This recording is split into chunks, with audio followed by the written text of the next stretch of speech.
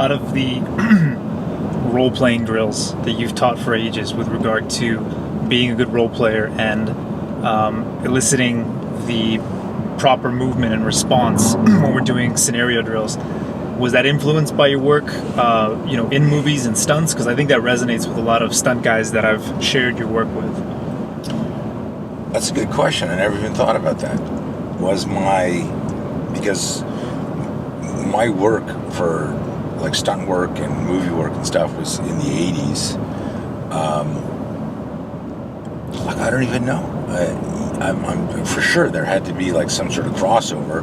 I would oftentimes, talk about when we were doing scenarios that if somebody who didn't know that we were doing a training scenario, if somebody looked at our movement, would they think it was a real fight? We needed to have that energy. There was this. I always had this intuitive, instinctive connection to like, is this authentic? Because when you look at most training, it's very static and stylized. It's not authentic, and it's okay for the purpose of expressing the art, but it's not authentic. But so I just had a flashback to this. Now that was 1986. I was thinking about when I filmed the Panic Attack tapes in San Clemente, because I would use that, that analysis or not analysis, that analogy of hey, if this was a movie. So I'd already been in stunt work. For sure there was some crossover, but I never went, I'll use this in martial arts, because I started doing like the Panic Attack drill was 1980. So that was 6 years before I got into film. Mm-hmm. So I think I just understood it immediately. But I could tell like this is the whole thing, is like when I reverse engineered the system we have now, I recognized from like the real confrontations that I had been in that my wrestling, my boxing, my taekwondo wasn't there in a cohesive, coherent, or technical sense, right?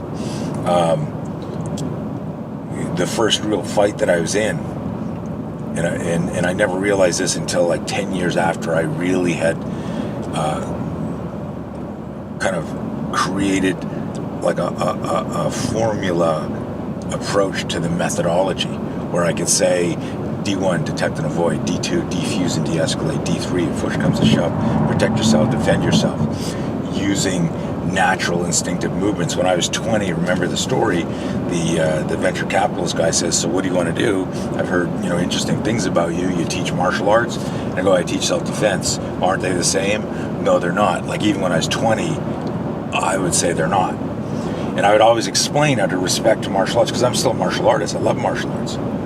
But I would say like the martial arts is a compartmentalized view of movements that may or may not manifest themselves in a fight.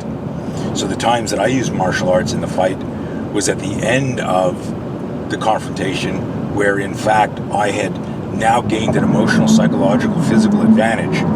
So the beginning of the fight was, whoa, fuck, chaos, slamming, pulling, bouncing, fucking shitty rabbit punch, crappy headbutt, throw the person down, and then I'm like, then I'm in my stance after all this cars driving by me are going, okay, that guy is flipping out in his car, holy shit, but the does that make sense? Like I would and I'd watched a lot of fights and studied a lot of fights, and so when I started really creating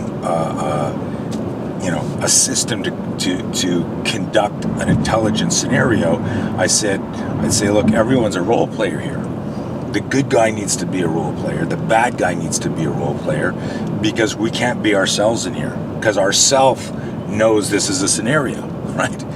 Right? It's stupid. I mean, I'd literally, and it's interesting, when I started training military groups and SWAT teams, and I would say we need to put ourselves in a position of adversity so that we can understand how to recover, so that what we're dealing is with the Murphy moment.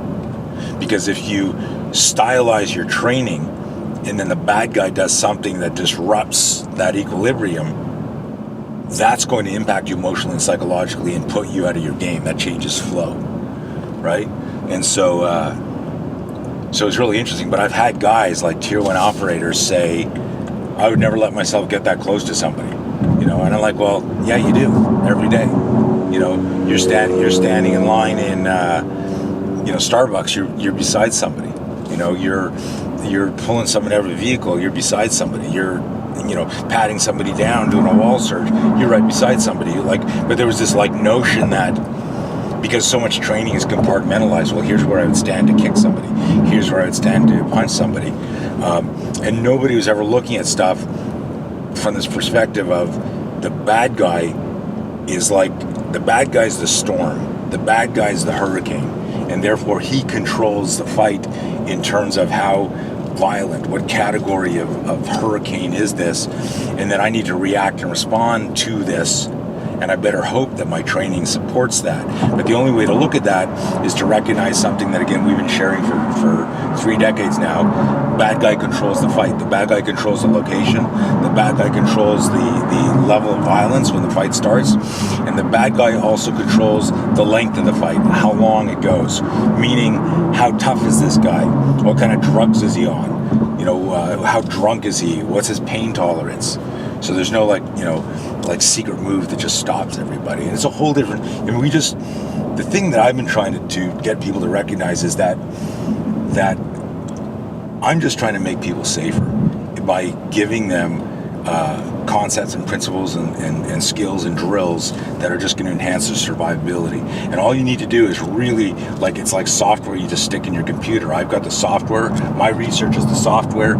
You are the hardware. You just, plug it in and just absorb it, and it'll slowly start to make sense. It doesn't change your love for Tai Chi, for Krav Maga, for Jiu-Jitsu. It just makes you safer in a violent encounter where you can maybe weather the ambush, manage the fear, shift the psychological gears, convert the flinch, push away danger, create some workspace where you can now throw that elbow, grab the headbutt, pull guard, choke the guy out, whatever it is. We always said, and have said for 2 decades, the sphere system is a bridge to your next move.